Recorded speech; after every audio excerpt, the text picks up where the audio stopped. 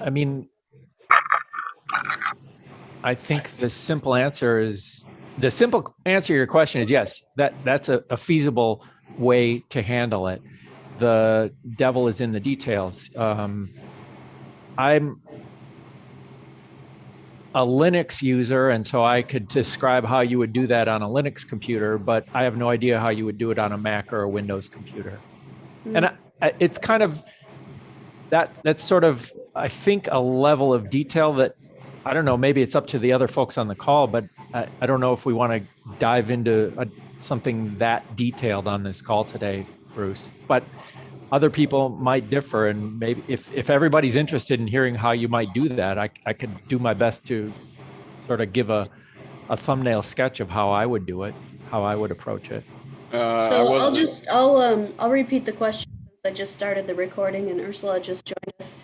Bruce asked if he said that he's been telling stations in New York about Audioport and that they're interested, it sounds like, but they're frustrated because they don't have time to strip out the station ID and the fundraising pitches. And he's asking if there's a way you can use a tone to block that out. Do you guys think that would be something that would be a roundtable that should be on its own, or should we give a shot to that today? Well, wait a minute. So what you're saying is you're getting shows in Audioport that have pitching and station IDs in them?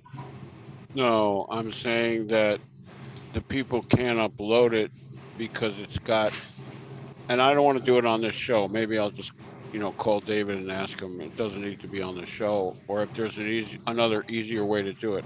Basically, the obstacle that they have to using Audioport is I don't have time to strip out the station ID and the pitches. Oh, so you're Um, talking about people who would upload their shows to audio. Yeah, this is as a contributor to Audioport. Right. And then we don't need to deal with it today. I just thought maybe somebody would. I'll call David and ask him about his solution.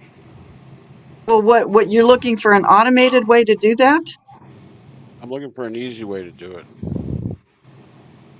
So they don't have to go back through and listen to the whole audio and then catch when they start and yeah. Well, the easiest way to do that, the way most people do it, is if they decide they want to syndicate a show, and that they want to continue doing that, they create a schedule where they consistently do the local references. Anything local they do within a certain time frame, so that they just automatically know what to take out. It's just kind of a scheduling issue that people get used to doing. So they know that during their show that the first 5 minutes is reserved for local stuff, or the halfway through the show, and they just designate a timestamp for when they will do local shows, and that way they just go for that timestamp after the show. They just remove that and they put in a music break or some other segment that they want to replace it with. That's how most people do it. Okay, thanks.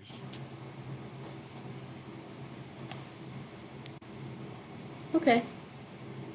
I mean, it's very difficult to produce a show as if it's a local show and then want to just automatically have it convert into a national syndicated show. Most people make a few adjustments that are only noticeable to them, and most of it has to do with use of time, so that they just schedule themselves in a way where they've made those adjustments. And yeah. And it doesn't have to be that noticeable unless you look for it,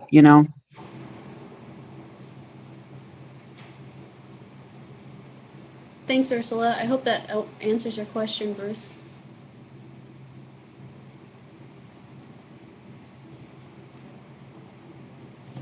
Yes, he says. Okay. So let's start with today's topic. We have Marcus, David, Joe, Simon, Ursula, me, Bruce, Zoom user, and the Vertical has joined us today. And we're going to talk about the Pacifica Network Technology Package Q&A session. I know that some of the the financial aspect of it has changed. So I don't know if you want to talk about that up front, Ursula. Well, we just would like to, we would like this year to actually, work with a contract with everybody who's using the service and ask for payment for it. The payment is very, very low. It's really just a payment to cover costs. The contract that our lawyer made is very, very big. And we're kind of waiting until he's back from all his work with station applications. And we'd like to ask him to make the contract a little bit less daunting. But I do feel like, I'm looking at some of you on the call, like Simon, you've been working kind of with Otis for years on tweaking this thing. And, we're hoping that we're at a point now where we can actually ask for some payment for it. And again, we're not really making any money off of it, but I would like to retain somebody like David or retain David to be available for technical support and just kind of add to the team and that all, and it's not just, it's not just staff, it's also server costs and just the basic costs of running an operation like that. So that's essentially what we're asking for. If somebody's not an affiliate, we'll probably ask more money for it. But for affiliates, we're basically just asking for operation costs. So this year we are, for the first time, going to everybody and asking them to start doing it on a contract. Mm-hmm. So we're kind of holding off because we're not totally happy with the contract. And hopefully by mid-August, that will be at a point where we can start sending it out. And that's all I have to say about it. Okay, thanks. Simon. Yeah, Ursula, I know you sent us an email, I think, last week to me and Alyssa, and I have not discussed that with her yet. I'm personally not opposed to pay you. I'm having some minor issues with the archive that haven't been fixed yet. And sometimes Otis doesn't have time to deal with it. So, it's good to see that David is involved. And I don't know if if David is going to be involved with the archive too. Yeah, I've got really long legs and I can kick Otis from here. Yeah, I know he's a busy guy, Yeah. and then also we're still streaming with Stream Guys, and I know your package seems very attractive, but I got approached by what's the head guy at Stream Guys? They're local. They're up in Arcata. It's like they're 70 miles from here. They're kind of part of our community, so we probably stay with them, and they have some kind of an archive package as well. But having invested so much time with Otis, I think I want to stay with the archive as we have it, except maybe expand it so we could keep stuff longer, or like have a separate archive for longer storage rather than right now it's just 2 months. Well, actually, that's so are you talking about the idea of possibly using it for a long-term archive for the station in general, for audio archives? Or, I'm sorry. That's one question. That would be, yeah. I think mostly for public affairs shows. I just had a request. Somebody wanted older shows, and, theoretically I could do that. I have a separate archiving going on a Mac Mini with this cool app called Audio Logger, but it's kind of time consuming to go through. It's not labeled by what the show is. It's just labeled by half hour, 1:30 to 2 to 2:30, etc. And I know why it was changed to be 2 months only. It just became unwieldy on a computer, or especially on a portable device. You just have to scroll through all this stuff, but and so it might have to be a redesign of that part where for longer storage go here or something like that. I don't know. Yeah, so there's a couple aspects to this. Several other stations have been asking about long-term storage, and there isn't a hard and fast 2-month limit.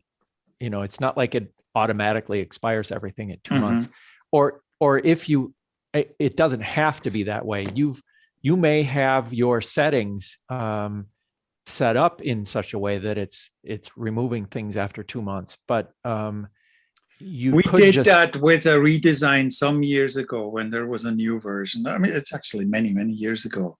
Yeah, because we used to have them for, I think we had public affairs shows for a year, and it's just that you have to load the whole list. At that time, it was the program was designed. You have to load the whole list, and that took a lot of time. Yeah, I see. And so it would have to be arranged somehow differently. I see. So that's a feature request, correct? I guess so. Yeah. Okay. Yeah, let's call it what it is. Okay.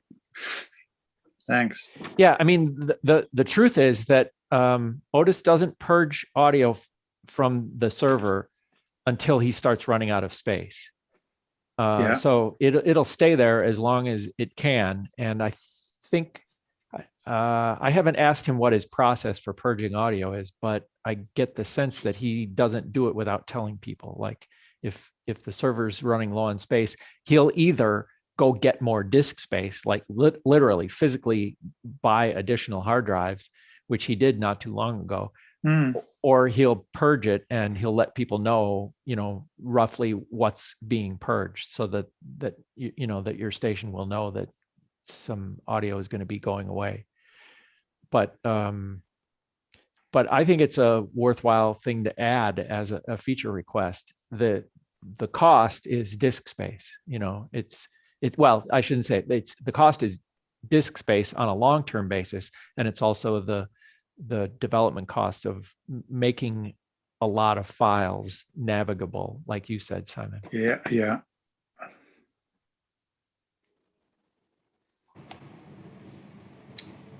Any other comments on that topic? This is somewhat possibly related, David. And the podcast feature that can be enabled for different shows. I know Otis at a certain point was talking a lot about having a podcast server type thing going on, which would even allow us to keep some of the music, which I guess legally we have to remove after 2 weeks from the archives. We have all of our music shows set for 2 weeks. Dead time, live time, whatever. And how do you have any suggestions on how that can be used or will be used? Does it demand that we get an account on a podcast server type, a podcast platform? Ursula has updated information on that.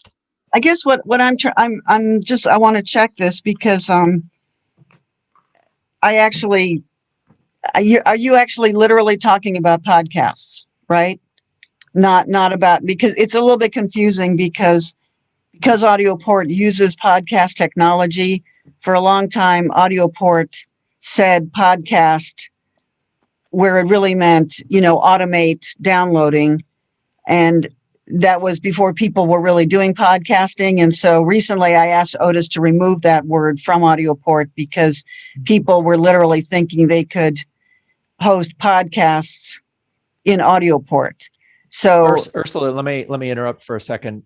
Joe's talking about the archives where you can sort of advertise your archives as podcasts. And it's a similar kind of confusion as the audio port issue, because you're not actually making a podcast out of your archives, but it's being delivered with RSS, much like the delivery mechanism for a podcast. So it's the same kind of confusion, but Joe's talking about the archive. I think I'm understanding you right, Joe. Is that correct? Yes. Yeah. Okay.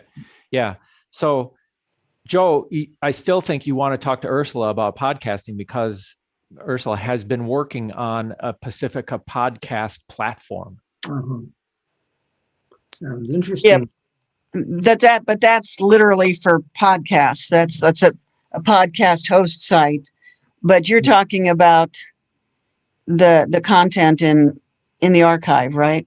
He is, but I think he Yeah. wants to turn it into podcasts and be able to deliver them as regular shows, regular podcasts, right, Joe? Yes, Yeah. correct. And be able to save things longer or at our own discretion, and label things and have the shows separated out, kind of like Audio Port already has shows separated out, but not talking about Audio Port at this point. Yeah. You'll want to use the podcast host that we're making.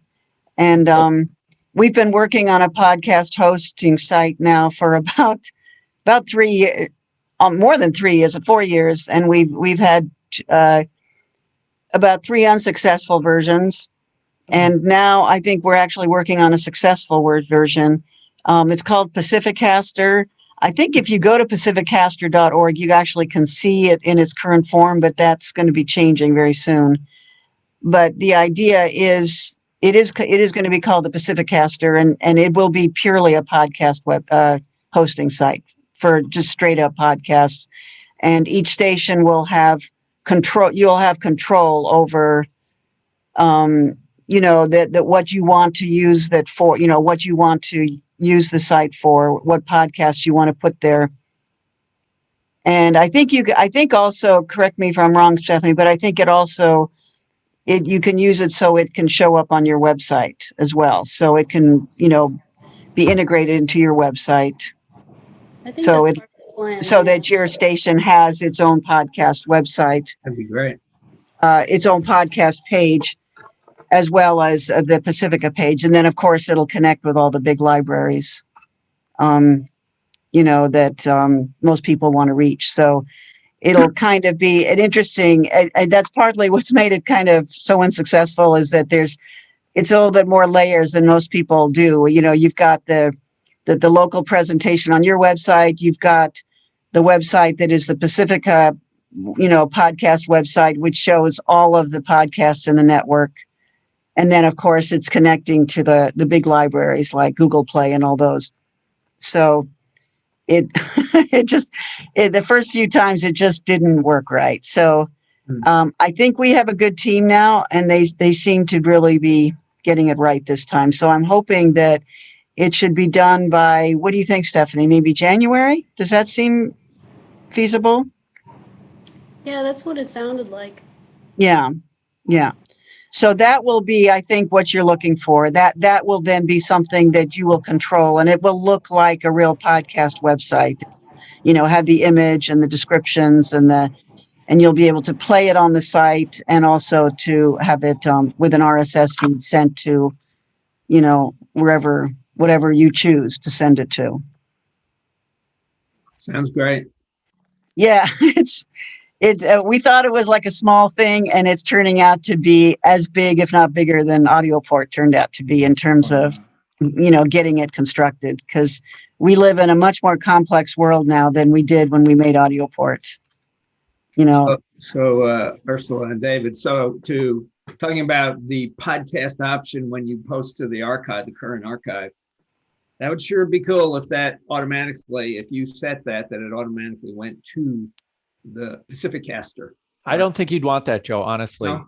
Yeah. And the reason is that the state of podcasting today, it might have been feasible 5 years ago, but maybe even 3 years ago. But I think the state of podcasting today, with the spit and polish that are on podcasts, you wouldn't want to just automatically put an archived radio show on a podcast platform. You'd want to take that audio and do a little bit of post-production if you're going to do that. That's my opinion. Yeah. Well, yeah, and also people now, they expect an image, they expect, they expect certain things. Right. And I would love it if AudioPort, was someday we had the money to upgrade that where you could include things like that and you could maybe have that option, but we're not at that point right now. And just what people are going to expect from you in terms of the presentation is going to be more than that. So I kind of agree with David. I think it might end up being a little bit like AudioPort is great, but let's face it, it's full of crap. It's like one hectic website, and it's not something we would like to replicate again. We'd like our websites to be a little bit more, user friendly than AudioPort is. I guess my first thought is always, how much effort is it going to take to take a show that a local DJ is already producing and hopefully also volunteering to get a little bit done at the station, and they want to, now they've got another job to do. So it may not take very long, but I concur about that. Yeah, I concur, and this is kind of related to what Bruce brought up at the beginning of the hour, and Well, it's both though. I get it. But, I manage a station here, and there's also a vetting process involved with, presenting yourself to the world at large. It does vet the people who, it does serve that purpose a little bit too, and like I get, that kind of goes back to, AudioPort has no barriers at all. And we have a huge database full of a lot of stuff that can be pretty overwhelming to look at. And some of it looks like a lot of, unnecessary stuff in there. So I don't know. I don't think you want to encourage people to start podcasting if they really aren't going to have a chance of being taken seriously either. I don't know. I get what you're saying. It's always a balance, Yeah, I agree. And honestly, if somebody thinks that they can, just go in, do their radio show and have it magically turn into a podcast, good luck with that. I just think it's 5 years ago, maybe 10 years ago. maybe. Yeah. When people, but now it's very competitive world. Yeah. Well, I'm still back in 2001. So. Yeah, aren't we all? Yeah. I know. I look at AudioPort and I just think, holy crap, this is 2003 right here. But it works. It does. It works. That's what's wrong with it. It works.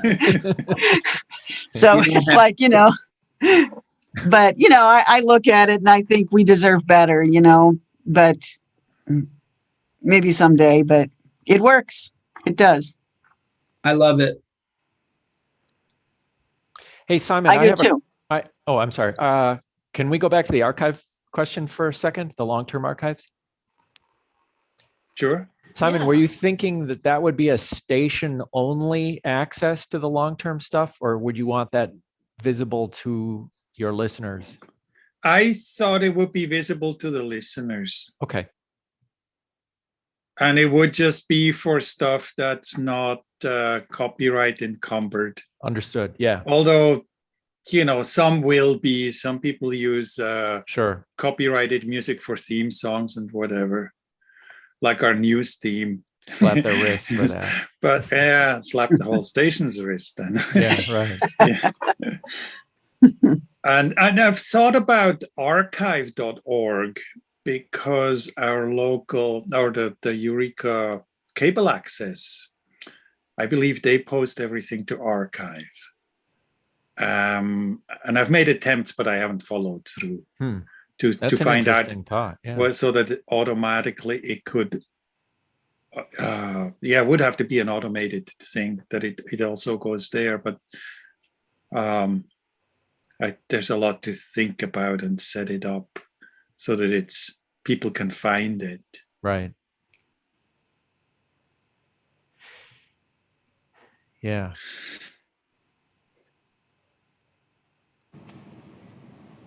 Would there be a time limit? Oh, I'm sorry. Go ahead. Yeah, I do occasionally get a show for somebody. Somebody dies and they need the relatives want a recording of their poetry reading or something like that. I mean, that's happened, and so I have been able to go back and find all of these recordings, but it's very time consuming. Yeah. At this point. Yeah. How far back would you think it would be a reasonable period on the Pacifica archiver?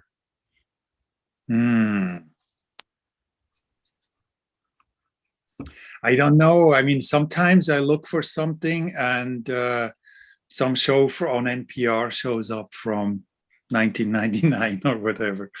I don't know, maybe not that far back, but I look I search for something and my goodness, NPR was talking about this on All Things Considered in 2003 or whatever.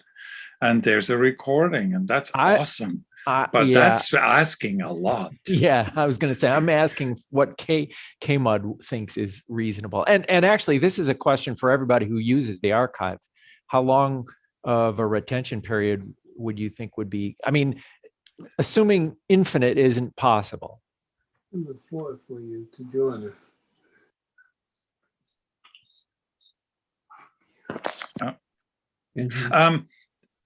So it could be that somehow the station would be able to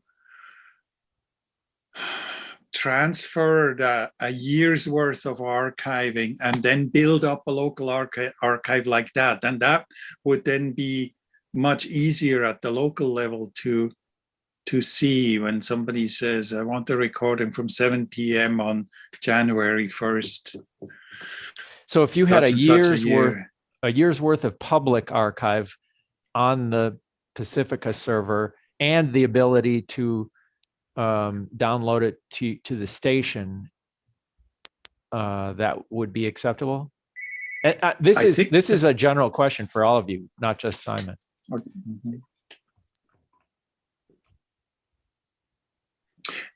Yeah, it would just have to be some kind of a mechanism that the station could easily then put that on a computer or their own network and actually have it accessible so that the program director could go and find such and such a recording.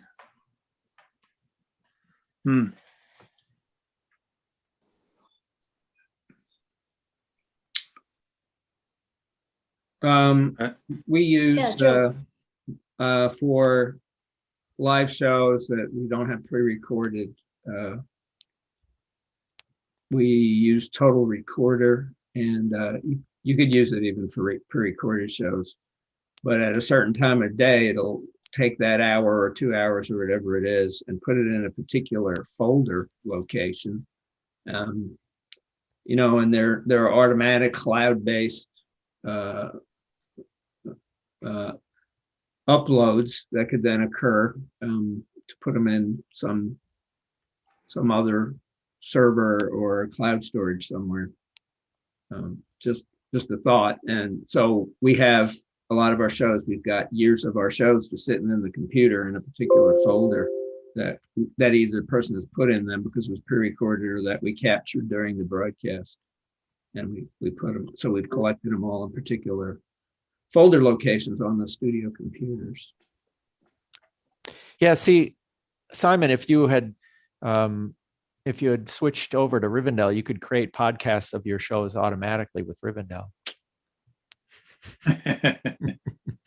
But they would be unpolished. They would not have no nice intro and outro. True, but they would have metadata associated with them because it's a full-blown podcast creation system. Well, we haven't touched that. No, you haven't. Hardly anybody knows about it. I saw it in the manual. Yeah.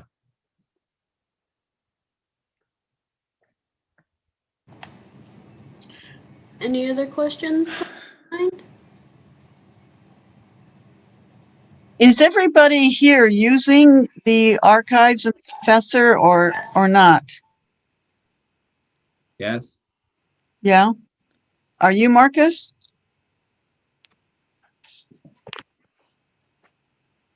Why not? We record them all locally. Oh, you do?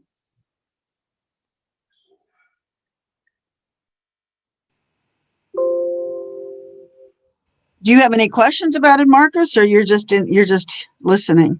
I'm just listening and learning and seeing, if it is something that we'd want or someone, within our board would think it would be a good idea for. Yeah. I can say that the archive's been very popular, very useful.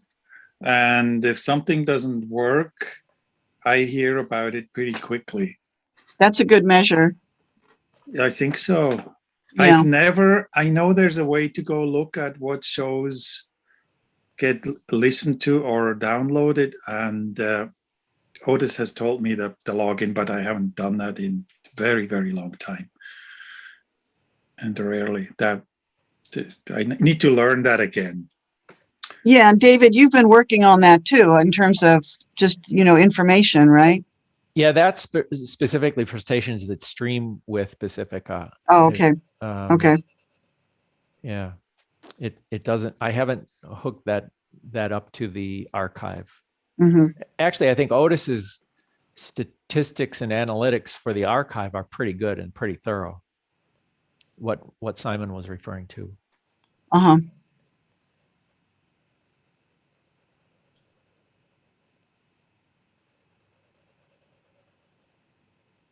Yeah, I find that go ahead, Simon. I was just going to say that it might be a good measure too for the program director to see, does anybody actually listen to that show? And then he can say, well, we have somebody else who's very interested or whatever, or for grant writing, if it's a particular program, maybe Yeah, but I have the experience you have, Simon. When the archive isn't working, I get complaints right away.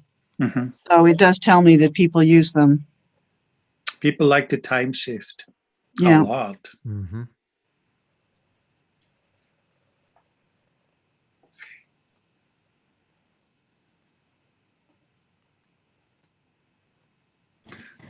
What has your experience been in getting information for the sound exchange? Have you had a pretty easy time getting those reports from Otis? Are you asking me?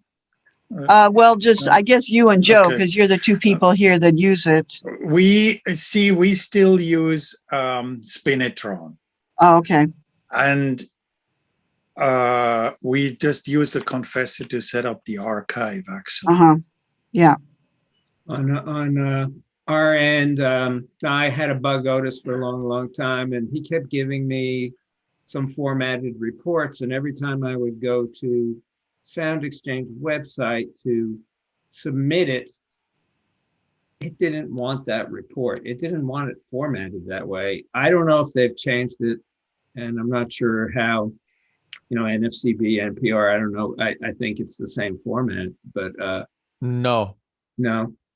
Well, this is a very strange looking format with bars that separate different fields. And when I went to Sound Exchange, it looked like what they wanted was a CSV type. They wanted me to submit a file and name the columns so that they would know which column not matched their format. They were giving me the opportunity to come with some raw data, and the kind they want, of course, the ATH hours and so on. But I couldn't use that.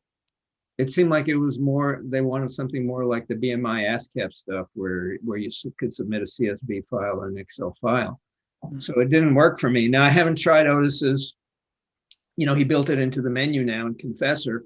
I haven't tried it yet, but my concern is if it's going to produce the same report, I'm not sure where to send it. And I've actually had problems with a bunch of the new ASCAP BMI stuff where they've changed their procedures, and I couldn't even find a place to submit some of it. And when I contact them, they say, no, we don't want that. We don't need that anymore. So I think I'm way off here. I don't know what's going on, but I sure could use some guidance on that stuff. So that's my understanding. I haven't interacted with BMI and ASCAP directly, but that's what I'm hearing is that there is a flat fee that you pay them and they don't care about reports. We would love to think some of our local musicians and things were getting, a fraction of a penny when we play their song, but we can't even, there's nothing apparently we can do about it anymore. Well, yeah. Are you talking about on the air or on the stream or both? Oh, we do both. Yeah, both. I mean, yeah, so there's, instead of 3, there's 6 we have to deal with plus sound exchange and maybe more soon. But yeah, I've gotten they've changed their procedures several times over the last couple of years, and I'm totally lost. And will continue to do so, by the way. So we pay, but we're not submitting reports right now. And I get a notice once from some of them occasionally saying you haven't submitted your report. Well, I would urge you to give the menu item that Otis has added a try, because I haven't seen those reports, but those are specific to Sound Exchange. They have nothing to do with the NPR agreement that NFCB has. And I think there's other stations that are using those. Ursula, are you using that for submitting reports to Sound Exchange? My station does not report to Sound Exchange. Okay. Don't tell anybody, but we don't, and it's we're going to get our ass kicked. I don't know what to say. Well, it's a dirty little secret at KHOI that we don't do it. And at one point, the board of directors decided that they would prefer to wait out getting caught than to do reporting, which is something which I really disagree with. So we need to start doing it, but we don't report. And I don't know what kind of a fine we're going to get eventually. Honestly, I'm not a lawyer, and I've never been to court over something like this, but I don't think you're going to get fined at all. I think they're just going to say, they're going to write you a letter and say, hey, you haven't been submitting reports or paying us. You should probably start doing that. Well, that's the weird thing. I mean, we never get letters like that. I don't really know why. I mean, I don't get me wrong. I do not approve of any of this. I feel it's fundamentally really stupid, but that's what we're doing right now. Mm-hmm. We're not a legitimate operation. Yeah. Anyway, Joe, I would urge you to try it and see what you get. Trying it right now. And get me involved, because I think I could probably help if it's not what you think it should be. I got a download going on right now for the second quarter. We'll see what pops up here. Okay. Yeah, that's something I was concerned about for a while. I mean, I really am concerned about making this a service that is really, really useful. I mean, that's partly why David is here, because Otis is pretty busy. And but I've been concerned for a while, like how useful those reports really are. I know our music director had trouble with submitting, I think the last period or before from Spinitron, that Sound Exchange wanted it in a different format, and it was a big hassle for him. I don't quite understand. So it's not just us, it's and he does report. I think we're in good standing with them, as far as I know, but there was maybe something changed and they suddenly wanted a text file instead of a CSV. I'm not quite sure. I think he solved it. I didn't have to get involved too much. Mm-hmm. So the sad part is they're doubling the fee. sound extremes. Yeah. Oh, Yeah, I mean, there was a time when we used to just pay them a certain amount of money per year and that was it. But then they got rid of that, right? So that's when our board balked. But Yeah, if you're a college station, you can still do that. Just pay Right. them an annual fee. Well, yeah, I wonder if they did. I think up until this year, they had to pay us a little extra and you don't have to report, but they may have done away with that. yeah, I don't remember that being an option. But I got a file here. looking at Simon's environment, it's like a wood stove. Yeah, Simon must be at home. Is that a wood stove, Simon? yes, it is. This is actually my bedroom. The wood stove is rarely used, even in the coldest of winter. I That's think we had it on a few times this winter, but not much. Are you worried about fires? Yeah. I mean, it's so dry. We had a little rain on Monday night, Tuesday morning. But you guys do a pretty thorough and regular job of cleaning up brush around your property, don't you? Yeah, but I mean, you can only go so far down the hill and do that. And we Right. have this thing called sudden oak death that kills the tan oaks mostly. And so there's all these dead trees around, and Oh man. as long as the leaves are intact, they are very flammable. Yeah, So yeah. people are worried about that. Mm-hmm. Yeah. But there's a lot of awareness. There's a lot of programs going on, and hopefully we can do a controlled burn sometime in the winter season. I don't know if it will happen this year or not, but there's a group of people interested in doing that. So, yeah.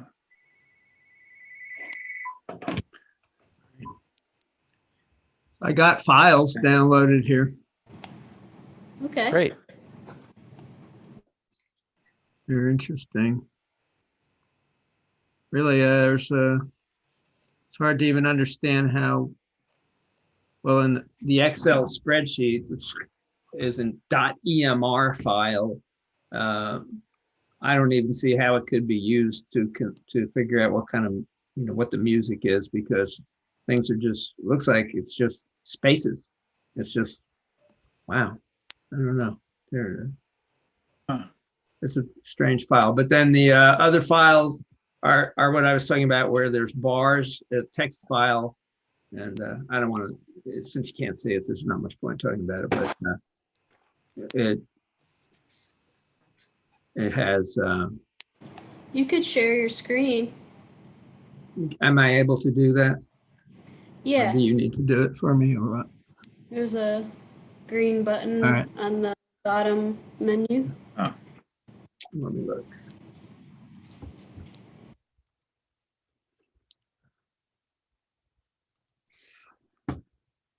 So this was the text file for, I did the second quarter, and this is for April. So big file, we play a lot of music. So you can see this is kind of what I was mentioning, where, That looks right to me, Joe. yeah, I mean, those separators Yeah. are the kinds of things that I have seen in other reports submitted to Sound Exchange. I mean, I submit reports for a couple stations, and that looks familiar to me. the other one was getting lost here because I got two screens.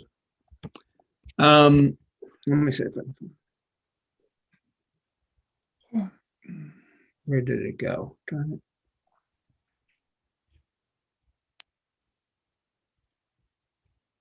Gotta find that again. The spreadsheet is what I was talking about. That doesn't look like you could actually. Let's see. I wonder if we should just take this offline. I don't know if this is interesting to anybody else.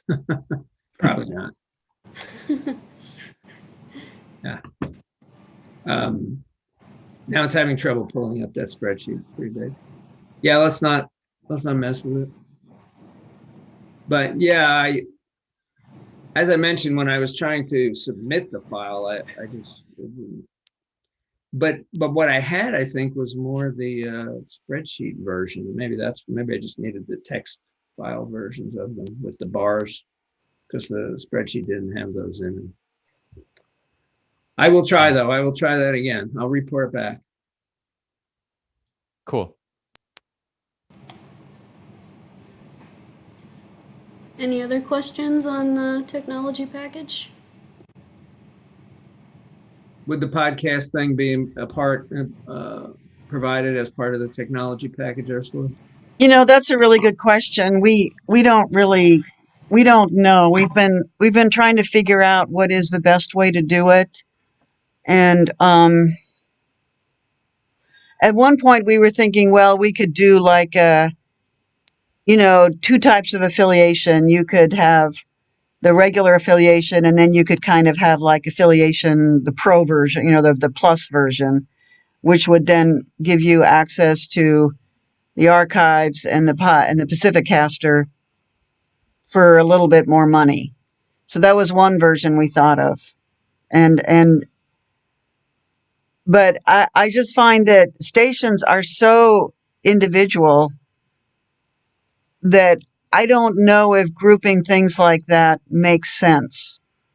And, because there's always this tension with the affiliate program between making everything financially feasible, but also, accommodating the fact that a lot of the people we work with are pretty destitute, and our commitment to making services available regardless of finances. So there's always a struggle between that.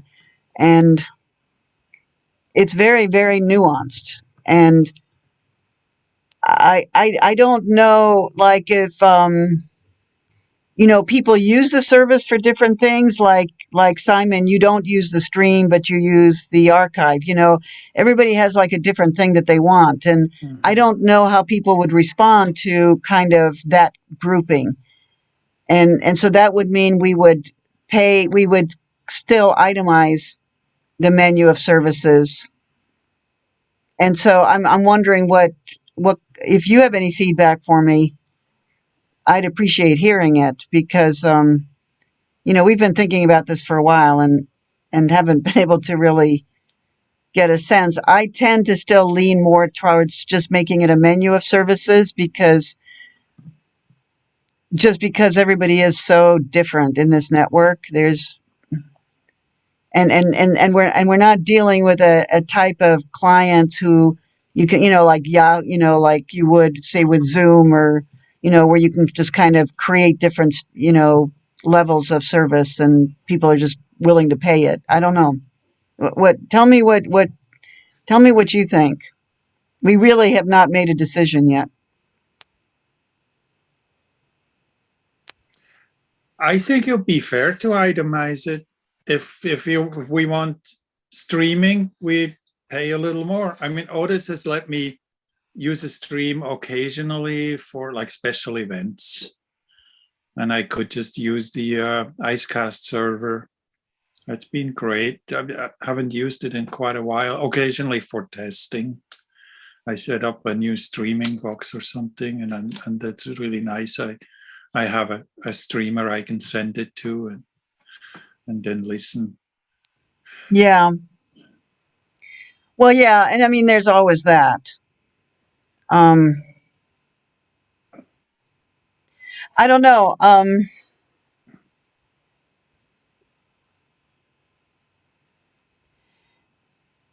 think that we have to charge something for the Pacificaster, because it does cost us money. But some of the stations in our network, they can barely pay the small fee that they already pay. And I think their heads might explode if we came to them with another cost. So I don't know. What do you think, Joe? Well, you guys have always been good about taking less if someone pleaded poverty and so on, which we did initially when we first started. And I, speaking against my own financial interest, our own station's financial interest. Yeah, I think probably paying extra for a stream. Some people are not using it. We are. You get charged for that by anyone, any other entity that offers streaming. That you pay by the year or whatever. So, yeah, if it's affordable, that would be fantastic. But I could see breaking it out by the core service, the confessor and archive situation. And we're paying extra for the, not directly to Pacifica, but we're paying extra for the song recognition, which we've now built in to our stream. So that's super, that's great. That song recognition stuff is fantastic. And it's very reasonable. Our DJs really love it because they don't have to sit there and type in all the music all the time. Mm-hmm. And if their show gets replayed or something, the second time it wouldn't show up. So now it still shows up again the second time. So it's a great feature, part of the stream. So yeah. I mean, would you pay if you say, would you pay to be to use the podcast host? I'm not sure. I'd have to see how many people wanted to do so. We've had only the whole time, maybe 2 or 3 different DJs actually get their own account or go through an account we once had. I don't know if we still have it or not. That and post their shows there. So I don't know if there'd be a lot of interest. No. I'm encouraging people to get their shows ready to upload to AudioPort. Yeah. That's more interesting to us at this point, at least in my eyes. Yeah. Yeah, I don't know. I think probably initially we'll just still make it an a la carte thing just because I think everybody's so different. I mean, right now with this service, we give a package deal, but we also break it out into separate services. And it still feels to me like just kind of doing it that way is realistic for us.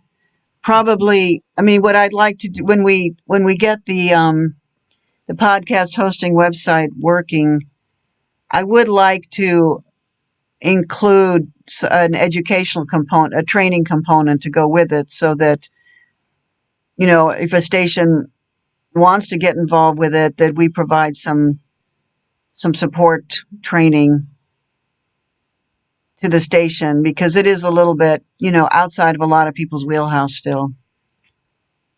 One of the things that Jeannie Hopper is one of the people that's working on it. She's from New York, and you may recognize her. She's Laura Flanders' producer.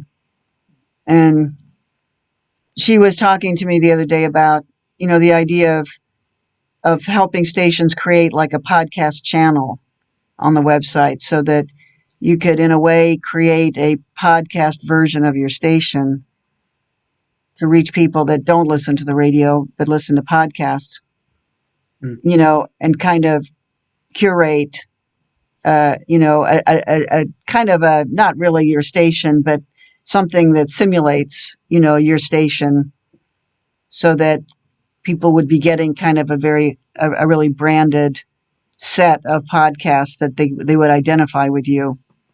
And I think actually that does make sense for some people. And that's the type of thing that I think we would work with stations with to kind of help them conceptualize that and think about whether they want to do it. That sounds good to me, just off the top. Yeah, because they're locally produced stuff, and just have a stream of it put it all in one KPSQ radio podcast. Yeah, I don't know how it would be broken out, but yeah, that's interesting. Yeah, I mean, we'd have to think it through some, but I mean, there are a lot of people that are never going to turn on the radio, who don't even know how to use a radio, but they will if they're given a podcast channel, they will do that. And you know, it's kind of a nuanced thing, but I think it could work for us. But it's kind of, you know, I mean, I know that for here at KHOI, it would be conceptually, it would be like a new way to think about things. And, you know, I've got enough problems, so I probably would want to, you know, be talked through it the first few times to really figure out what I really wanted to do. And so I'm kind of hoping to provide that conversation, you know, to have Jeannie continue working with us to kind of have those conversations with you to figure out what really would be useful to your station. So anyway, that's kind of what we're thinking about here. It's been so long, it's been really frustrating. We failed so many times already. Audioport was a lot easier to get off the ground.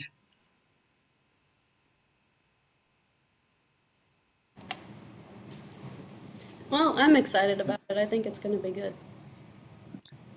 Yeah, I think it will be. I think eventually it will be. I'm really curious, though, to see how many stations use it, you know? But I mean, Well, when we created Audioport, nobody used it for the first 4 or 5 years. Well, the first 3 years, we couldn't get anybody to use it. But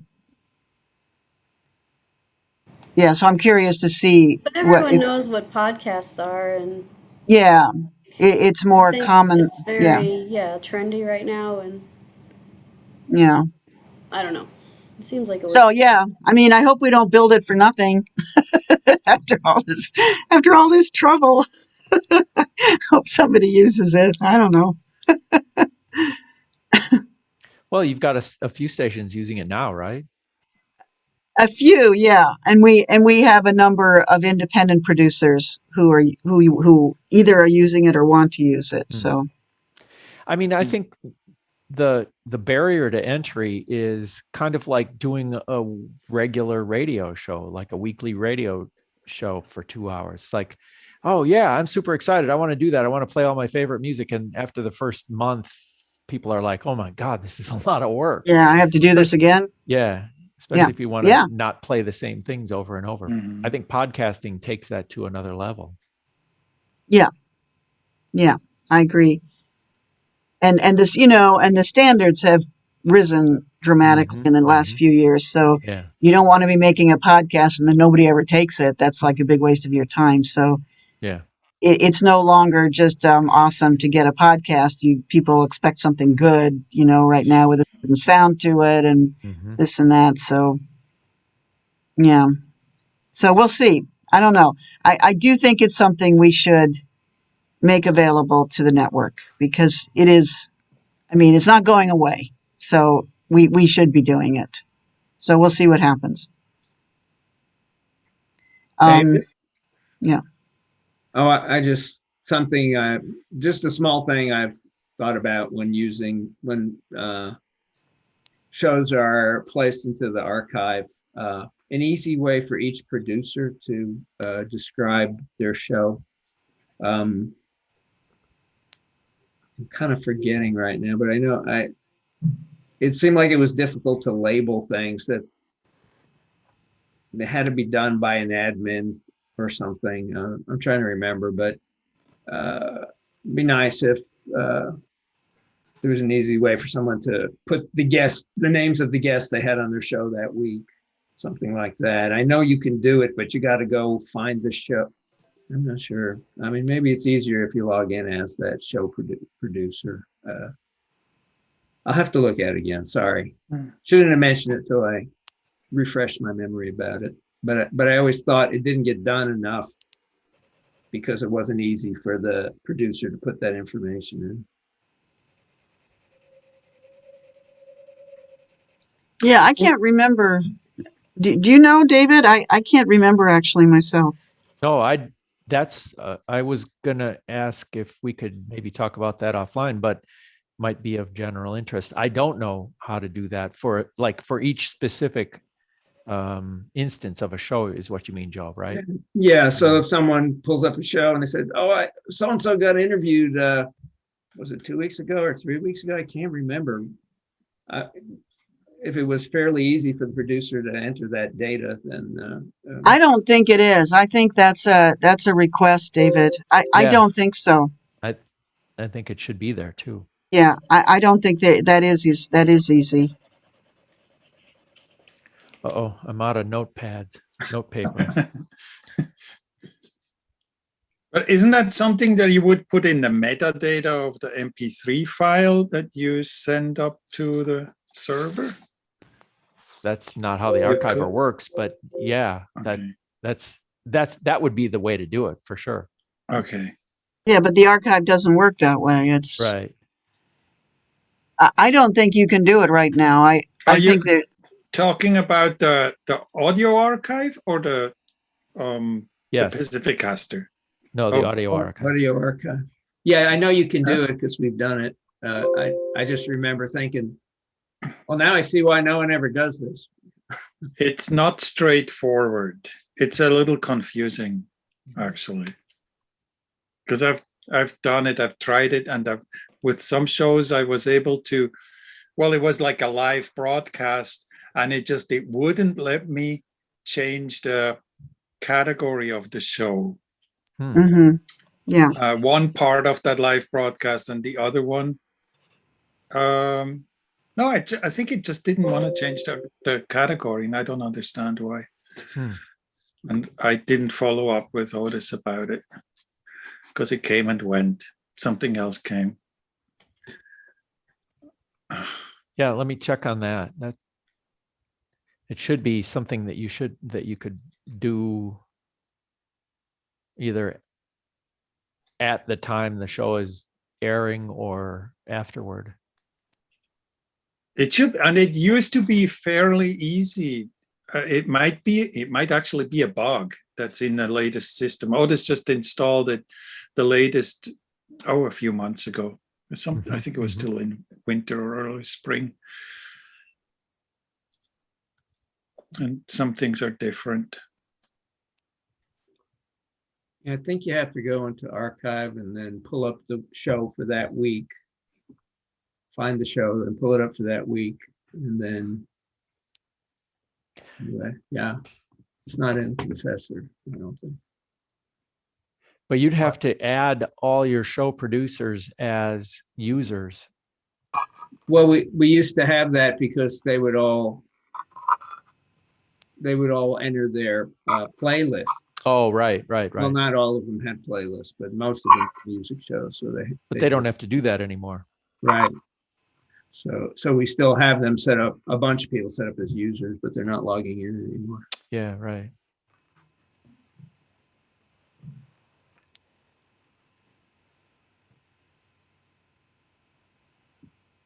Ursula, where can we see the current price list, so to speak, for I think you sent us an email and I forget what it was. You put a price in there, but do you have that posted or? Is it posted on our website, Stephanie? On the Pacifica service? Oh, that's a good question. Let me take a look. I'm looking to see.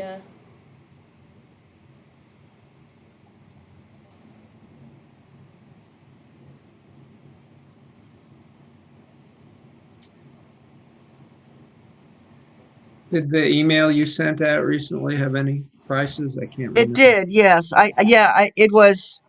That was the purpose of the email because I really, everybody's making their budgets right now, and I wanted to make sure everybody knew.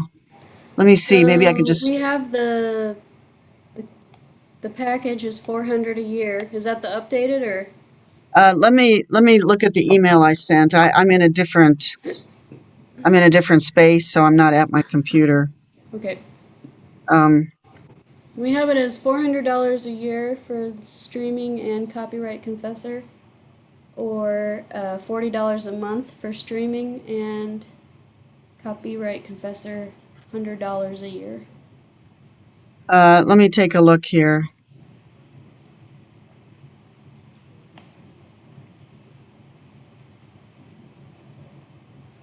I know we had some conversations about it before I sent out the email.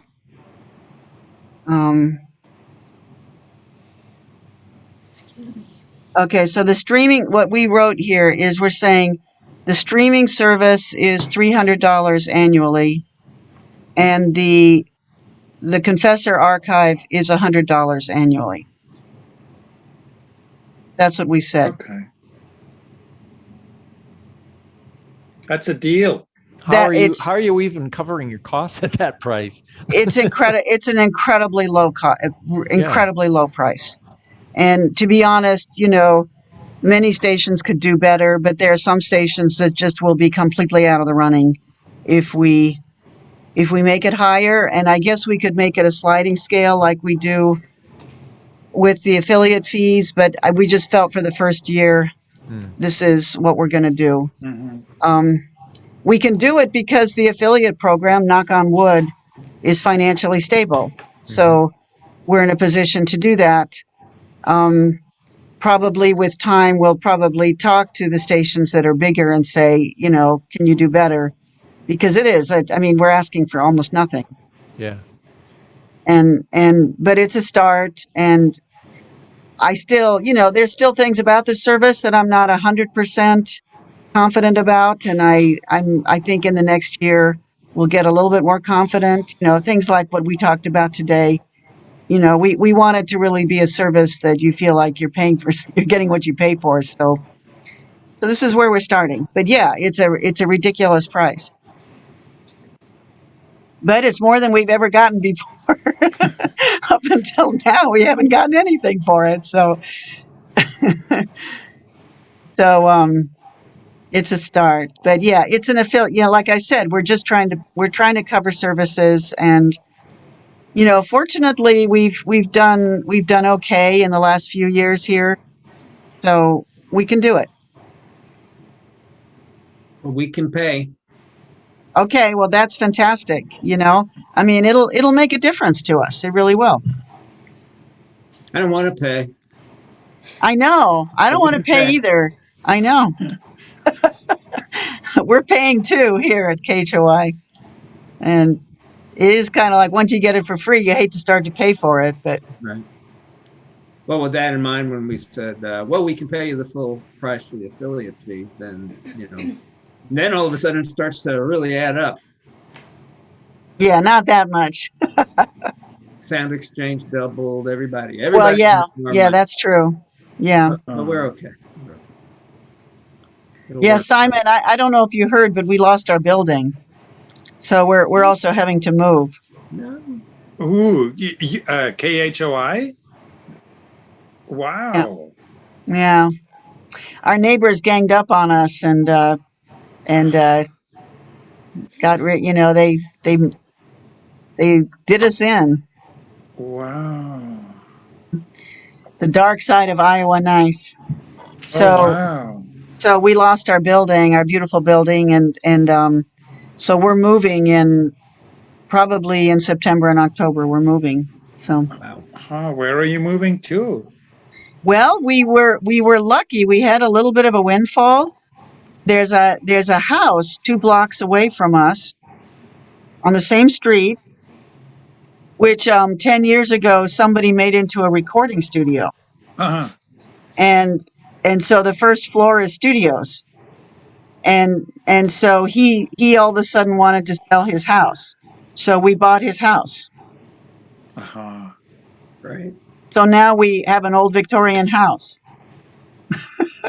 You're still cool. We're still cool. All right. The house has a guitar on the roof. Oh wow! You can see it on Google or Bing Maps on the street view. Oh, you can see the guitar. Yeah. Oh wow! He put a guitar on top of the roof. So it's a like cute wet- building. Yeah. It's funny because when I was in my 20s, I lived in Ames for 7 years, and I lived in that house. So for me, Oh, wow. it's literally coming home, and I loved living there. It was a wonderful place to live. And so it's such funny. It's my old bedroom, my old kitchen. It's Wow. so many. So when you're in your 20s, it's really intense, right? I mean, those are big years where they're full of all sorts of things, right? Yeah. So a lot of memories in that house. Hmm. So So you can anyway, will you be broadcasting from your old bedroom? Like Terry Gross was broadcasting from her kitchen table, as she said at the beginning of the pandemic. She introduced her show a few times like that. Fresh air. let me see. Wow. I think I can show you. Maybe I can show you the building. Hold on just a minute. I think somebody sent me a picture of it.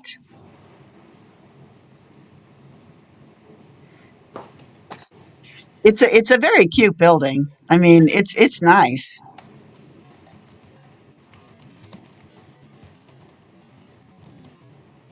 Okay, let me see.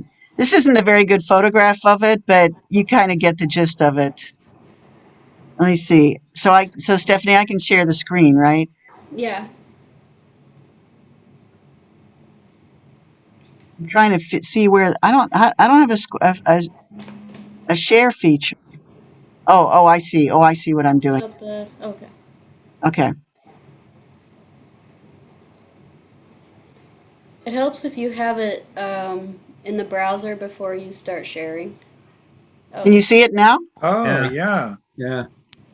Yeah, that's the house. You can Right, see but there's a guitar on the roof. You see up there? Oh, wow. It looks like a church. It's the church of the electric guitar. Wow. it So looks like it's a it's a handicap access and everything. yeah. So it's a cute building, and so that's where we're going to be now. But it was building new studios was just going to kill us. So this was a windfall that Mhm. we found a place that has studios already in it. And we're thinking I think we should keep the recording studio.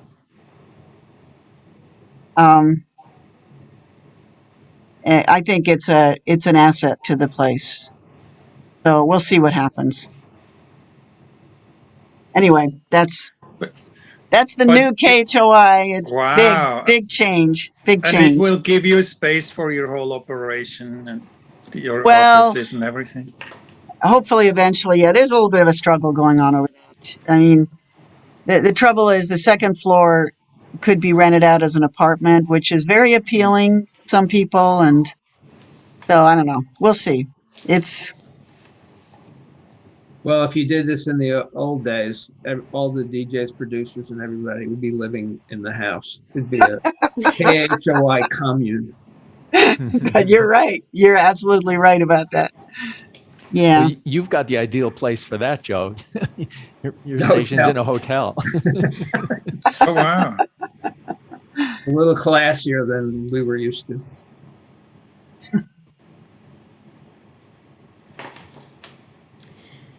Well, I see All we're right. approaching on 4:30 here.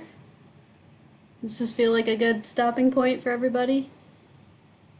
Yeah, I think Yeah. so. Okay. Thank you very much. It was Bear who alerted me to this Oh, well, give her my meeting love. today. And Give her my love. And Yeah, it's same here.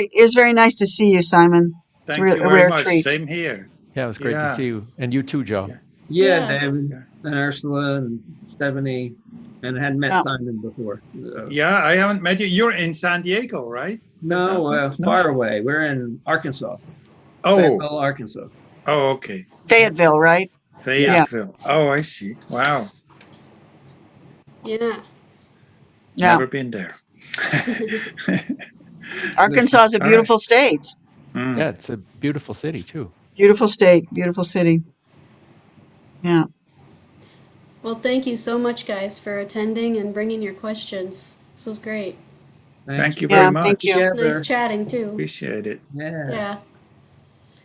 Enjoy the rest of your night. All right. Stephanie, Hopefully- put me on the, if you want to put me on that list, even though I'm not a station manager, I'm the guy who's been trying to retire for a few years, but I can't. Yeah, I would love to But put you on. I'm kind of interested. What's your email, Simon?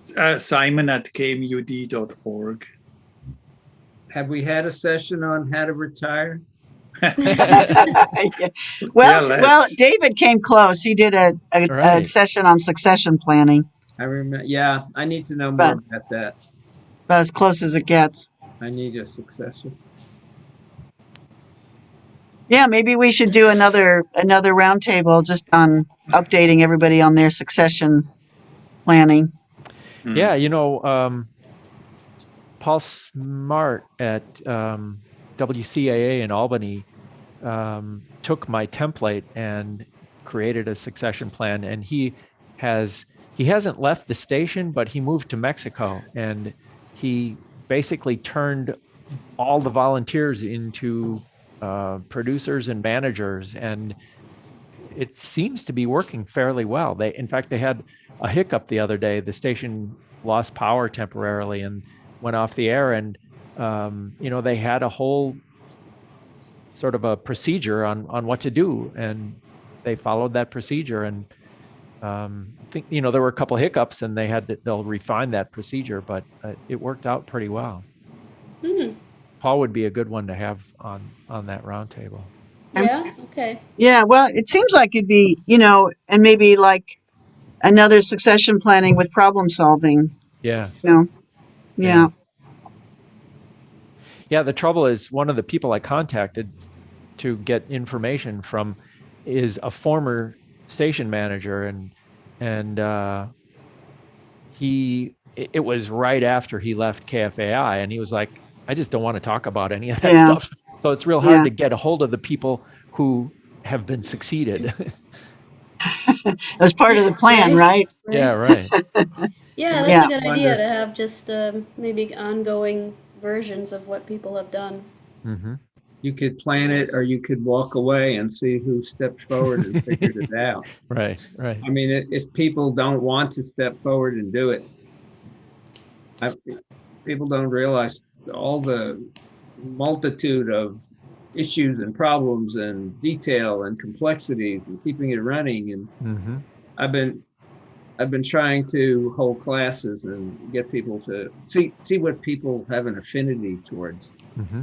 So offering a bunch of different things. Hey, you can produce some PSAs, or you could get on the website and work on the website. You could learn Rivendell. We've been doing some of that, Dave. Hmm. And I'm actually taking the lead, surprising to you, I'm sure. And Not at teaching all. people about Rivendell. And, That's awesome. well, after Adrian, it's me. Mike Van Orden knows some, but I'm not the person to do it, but there's no one to do it. So what happens when those people? That's the whole thing with the succession plan. Sure. That we need. We Yep. need backup on everything, and Mhm. people who are willing to not just say, "Hey, can you?" If you're telling someone, "Hey, can you do this?" Something happened. I need you to do it. No, you need the people who say to all the other producers, "Hey, something is happening. I need all of you people to become involved." Not the one person at the top who has to tell everybody over and over again, "Here's this group, let's manage this group. Here's this group, let's manage this group." You have to be able to hand it off to people. That's the what- difficult part. That's what Paul did, and it involved parties and getting people together and getting people to talk to each other, and I think he did a pretty good job of it. Sounds like it. Yeah, we should talk to Paul. Yeah. Yeah. Okay, cool. All right. Thanks, Okay. everybody. Thank you. Thank you. Lovely to Nice see to you. meet you, Joe. See you, folks. Have Good a to good meet night. you, Simon. Good So to long. see you all. Thank you. See ya. Bye-bye. Bye-bye.